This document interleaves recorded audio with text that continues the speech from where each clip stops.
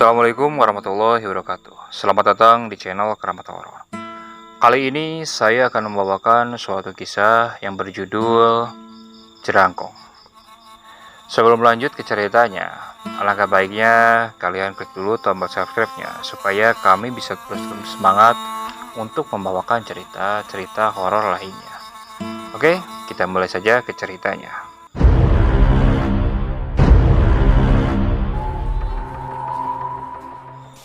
Kebetulan waktu itu aku dipilih menjadi salah satu panitia dalam acara perayaan desa.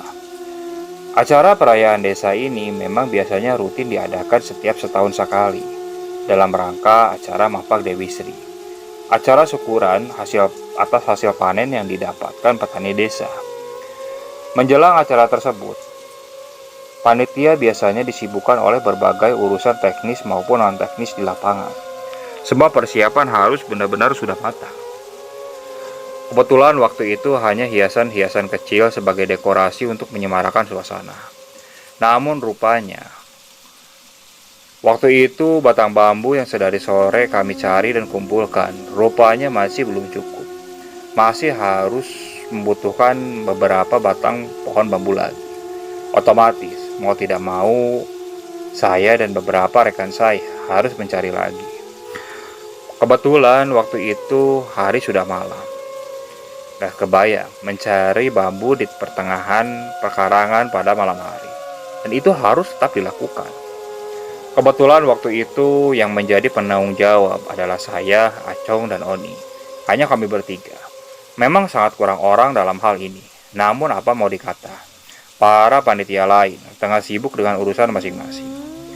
Gimana nih, pada berani nggak? Tanyaku kepada Acong dan Oni. Ya saya mah ayo aja. Tapi gimana nih si Oni, penakut? Ledek Acong kepada Oni. Sembarangan, ayolah. Jawab Oni dengan tegas mengelak tuduhan Acong. Sebenarnya Oni ini memang sangat penakut. Tapi entah kenapa malam ini dia terlihat agak berani. Mungkin dia tidak mau mempermalukan dirinya sendiri. Berlagak sok berani rupanya. Tanpa membuang waktu, kami pun segera mengambil alat untuk nantinya digunakan sebagai pemotong bambu yang akan kami cari. Dan dengan bergegas karena memang waktu sudah mulai larut juga.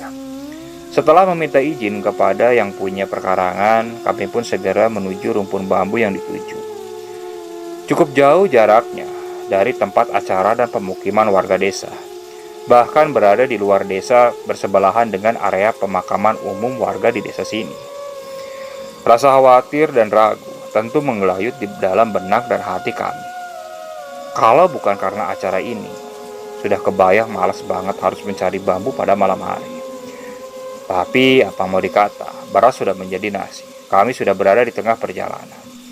Jalan setapak yang gelap, sepi, dan tentu juga sangat menyeramkan. Kok agak beridik ya? Ucap Oni. Tanpa diucapkan sekalipun, saya merasakan hal yang sama juga. Entah kenapa begitu terasa mengganggu setiap langkah yang saya pijakan waktu itu. Tepat di sebelah utara perkarangan bambu tersebut, terdapat bekas perkebunan kelapa yang menyimpan kisah mistik yang begitu menyeramkan. Setelah berjalan cukup lama, kami pun sampai di perkarangan yang cukup jauh.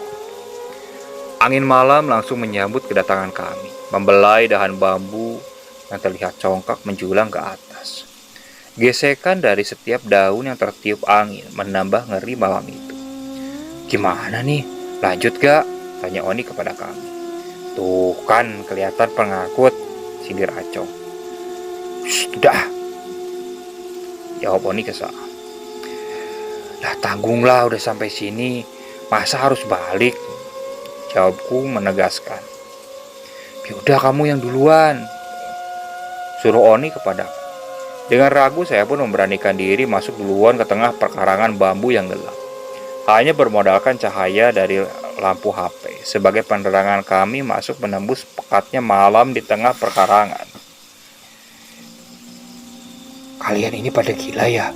Orang lain pada enak-enakan, sedangkan kita malah nyungsep di sini. Kayak mau ketemu sama setan aja, utuh Oni. Jaga tuh omonganmu.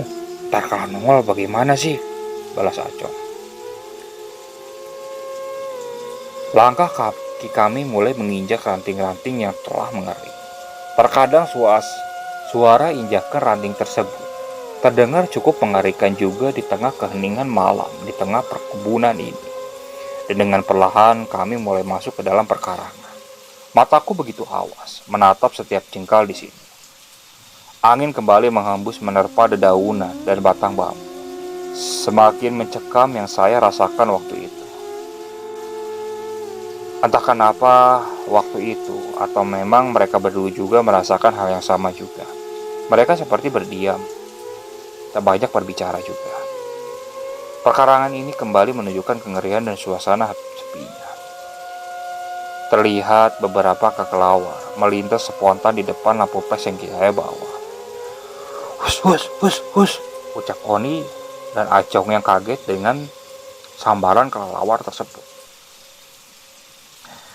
Singkat cerita, akhirnya kami sampai di perkarangan Pak Ilyas yang tadi memberikan izin bambunya untuk kami potong. Dengan sedikit memilih dan memilah bambu mana yang layak kami potong. Tanpa membuang waktu lama, kami pun segera memotong bambu yang kami pilih. Hantaman dari golok yang beradu dengan kerasnya batang bambu memecah keheningan yang terasa. Suara bambu yang terdengar benar-benar memecah keheningan. Kok kamu diem aja, nih? Ucapku kepada Oni. Kan saya mandor, ucap Oni tengil. Wah, parah lu. Nanti gilir gua rubuhin lu pohon bambunya ke mukamu, ucapku kepada Oni. Jangan dong, ucap Oni. Namun belum sempat sebatang bambu tumbang, sayup-sayup terdengar suara kicauan dari burung kedasi. Suara kicauannya khas, memang memberikan perasaan yang mengganggu, seperti mempunyai makna tersendiri kicauan dari burung tersebut. Cepetan weh, kok kayaknya tambah serem gini, ucap Oni kepada kami. Berisik, gua juga takut, bantuin apa? Dan dengan tergesa-gesa kami pun mempercepat memotong pohon bambu itu. Tiba-tiba angin kembali berhembus. Tapi anehnya, hawanya begitu panas, membuat gerah sekujur tubuh badan. Dan tiba-tiba terdengar suara gagak yang serak. Duh, suara apa lagi nih? Suara dedaunan bambu yang seperti tadi dibelai oleh tangan mulai berderak. Astagfirullah, astagfirullah. Itu tangan atau apa? Tanya Acong sambil mengarahkan lampu flashnya ke arah pohon bambu kepada saya dan Oni. Tepat di belakang Oni, di belakang pohon bambu, terlihat seperti tangan yang sedang mencengkram dedaunan. Namun begitu kurus, kering, dan terlalu tinggi dan untuk kami bisa lihat dengan jelas sosoknya itu. Jangan, diam, jangan aku takutin. Oni pun lalu coba memalingkan pandangannya ke belakang. Di atas pohon yang Acong tunjuk itu. Jelek. Suara dari langkah kaki tersebut terdengar berat. Akhirnya ia menampakkan wujudnya. Sangat kurus namun tinggi. Hampir sama tingginya dengan pohon bambu di sekitar. Tangannya begitu panjang dengan mulutnya yang bertaring dan penuh darah. Matanya bulat melotot keluar. Seperti tinggi badannya luar biasa. Bahkan tinggi badan dari Oni pun tak sampai di lutut kakinya. Begitu kurus dan benar-benar sangat kurus. Aku langsung berpikir, apakah ini mungkin hantu jerangkong itu? Oni tepat berada di bawah kaki sang hantu jerangkong ini. Kami semua langsung berteriak histeris kalap. Dan dengan segera kami langsung berlari tak tentu arah. Alih-alih kami menuju rumah warga desa karena ketakutan, kami malah semakin masuk ke dalam perkarangan bambu ini. Tak ada yang kami pedulikan selain keselamatan diri kami. Secepat mungkin berlari menjauh dari sosok menyeramkan tadi. Dahan bambu yang ada di depan saya diterabas karena panik. Saya sampai jatuh terjungkal dan segera berlari kembali karena takut. Aku benar-benar tak merasakan ada sakit di badan saya. Bahkan setelah saya copot pun aku merasa bodoh amat. Yang penting saya bisa selamat dan tidak peduli dengan apa-apa lagi. Dan di saat seperti itulah saya memilih menjadi egois. Dan lebih memilih keselamatan sendiri daripada teman-teman saya. Sekarang tempat yang harus saya tuju adalah keramaian dan yang paling tidak bertemu dengan warga lain. Tentu tempat di mana berkumpulnya para panitia yang saya tuju sekarang. Sesampainya di tempat yang saya rencanakan itu, para panitia lain terlihat tengah asik bersantai, mengobrol, mengopi, dan mengisap rokok di tangannya. Sangat dongkol melihat penampakan mereka semua yang seperti itu. Mereka malah asik-asikan, sementara saya dan yang lainnya harus ditampakkan wujud yang sangat menyeramkan. Namun melihat kedatangan saya yang berlari dalam keadaan yang kalut dan kacau, mereka langsung menghampiri saya, bertanya penuh cemas tentang apa yang terjadi. Saya masih tak bisa menjawab. Napas saya seperti cekatan, tersengal-sengal dengan irama detup jantung yang kencang. Wajah yang panik dan ketakutan masih terlihat jelas di wajah saya. Tubuh yang basah karena keringat dan hawa panas dari tubuh saya membuat para panitia yang lain ini seperti paham apa yang baru saja saya alami. Sudah, jangan ditanyain dulu. Ambil air dulu, kasihan, ucap Bang Abbas yang seakan paham dengan apa yang menimpa saya. Belum sempat saya minum air dari botol, tiba-tiba kedatangan Oni dan Acong mengagetkan saya dan para panitia lain. Tuh, pada nongol anaknya. Pada kenapa nih kalian? Tanya salah seorang warga. Acong dan Oni langsung jatuh terduduk, mungkin lelah dan lemas yang mereka rasakan. Mereka pun dalam keadaan yang sama seperti saya pertama datang di tempat ini. Ngos-ngosan, berkeringat dan kacau. Oni langsung merebahkan tubuhnya di atas rumput liar di depan balai desa. Syukurlah mereka baik-baik saja. Acong menoleh pandangannya ke arah tempat di mana saya duduk. Sepertinya kesal, nampaknya, tapi ya masa bodoh. Mungkin dia merasa benar-benar kesal karena aku meninggalkan mereka berdua di belakang. Kini kami menjadi pusat perhatian para panitia. Dengan sukarela mereka membawakan apapun yang dirasa berguna untuk kami. Mang Abbas pun sampai memijit-mijit bahu saya. Beliau hanya ingin sekedar membantu dengan apa yang ia bisa. Tak apa-apa, saya sangat berterima kasih. Mang Abbas pun menyuruh para panitia lain agar tidak dulu menanyakan perihal apa yang terjadi pada kami. Selang waktu beberapa lama, para panitia kini sudah tak menaruh perhatian berlebihan kepada kami, kecuali kepada Oni. Oni terlihat begitu shock dan ketakutan, masih kalap. Karena keadaan yang buruk, Oni pun dibawa pulang oleh beberapa panitia lainnya. Setelah keadaan membaik, saya pun membuat kopi untuk saya dan Acong juga.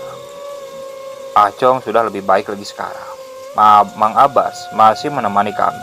Dia tampak sedang memijit-mijit rokok kretek kesukaan, lalu membakarnya sehingga membuat kepulan asap menyeruap ke udara. Dulu saya pernah ditakutin sama hantu cerangkung itu, ucap Mang Abbas sambil menolehkan pandangan ke arah kami yang sedang menikmati kopi. Kami masih terdiam, pikiran kami masih berkecambuk satu sama lain. Saya pakai sudut pandang Mang Abbas biar lebih mudah memahaminya. Waktu itu Mang Abbas dan Amri, dua sekawan yang selalu pergi berdua kemanapun tujuannya. Suatu malam, Abbas dan Amri baru pulang dari kampung sebelah.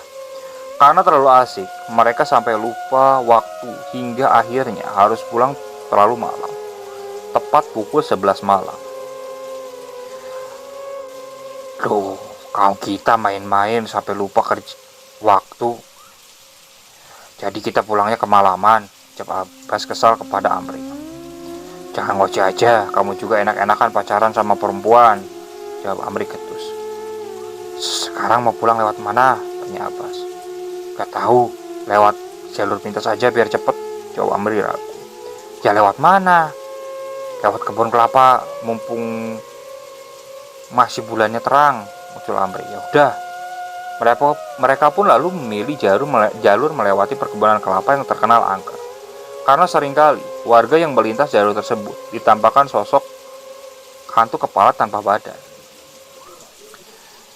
Tapi kalau ada apa-apa, jangan lari duluan ya, ucap Abbas meminta perjanjian. Alah, penakut kamu mah, tenang aja, ucap Amri yang terdengar mantap.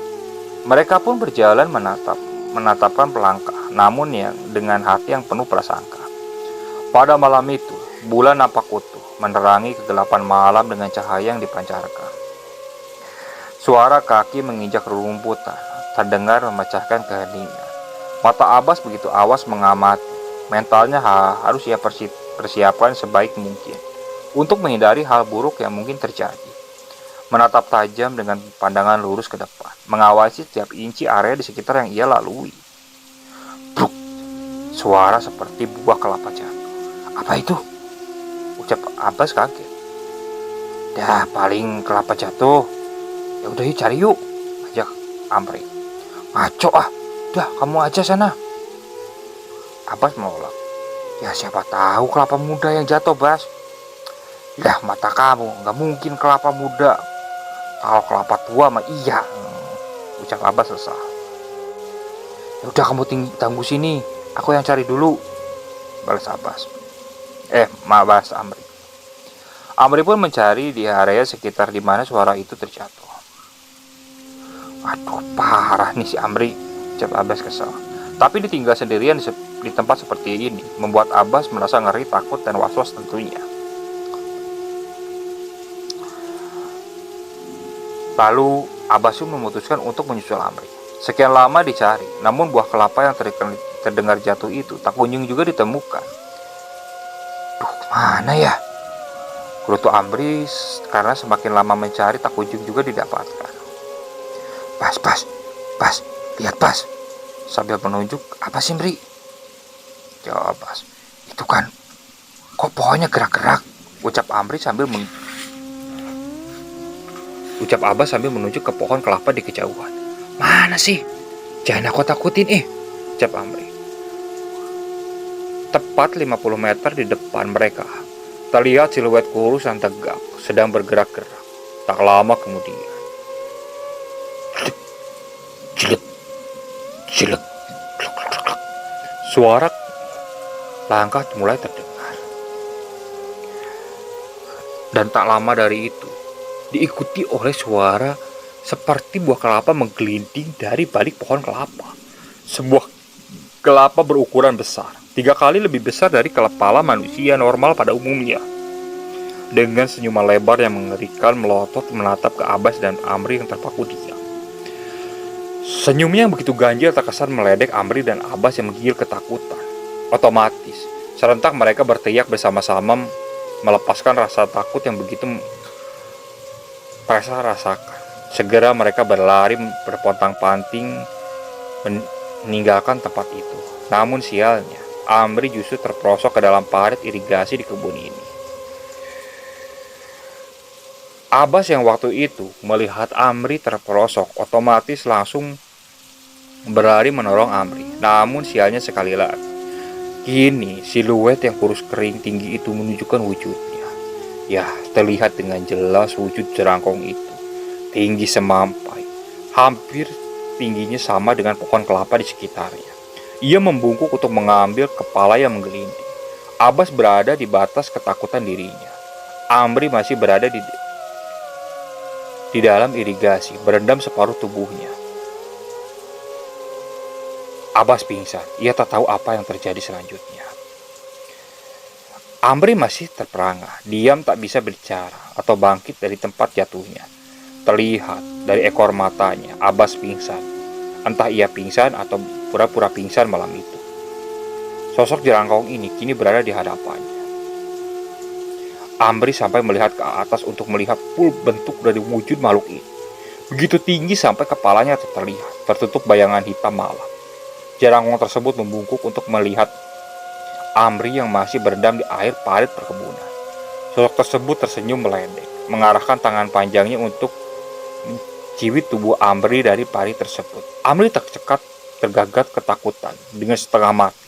Entah ia pasrah ataupun apa yang terjadi selanjutnya. Namun akhirnya sosok itu menjatuhkan dirinya kembali, tepat di samping Abbas yang telah pingsan terlebih dahulu. Dan Amri pun menyusul kawannya tersebut. Ia langsung tak sadarkan diri.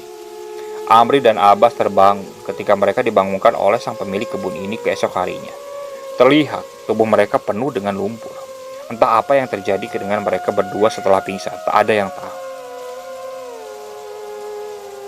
Dan setelah kejadian tersebut, Amri menderita luka lebam di leher. Ada noda hitam di tangannya. Noda hitam yang memanjang dan membekas sampai sekarang. Dan kebetulan kebun kelapa itu berdekatan dengan perkarangan bambu yang didatangi oleh saya bersama Acong dan Oni. Waduh, berarti memang hantu itu udah dari dulu di situ ya Pak? ucap saya kepada Mang Abbas. Mang Abbas hanya tersenyum. Tapi entah kenapa, sosok Jalangkung ini jarang munculkan wujudnya sebenarnya. Tidak seperti hantu-hantu lain pada umumnya yang selalu eksis dimanapun mereka berada. Apa sengaja dia pelihara? Saya rasa tidak mungkin juga karena di sini bukan tempatnya. Oke, sekian untuk cerita kali ini. Saya mohon maaf apabila masih banyak kekurangan dalam pembawaan cerita. Kritik dan sarannya silakan kalian bisa cantumkan di kolom komentar. Tetap support channel kami dan jangan lupa klik tombol subscribe-nya. Oke, Assalamualaikum warahmatullahi wabarakatuh.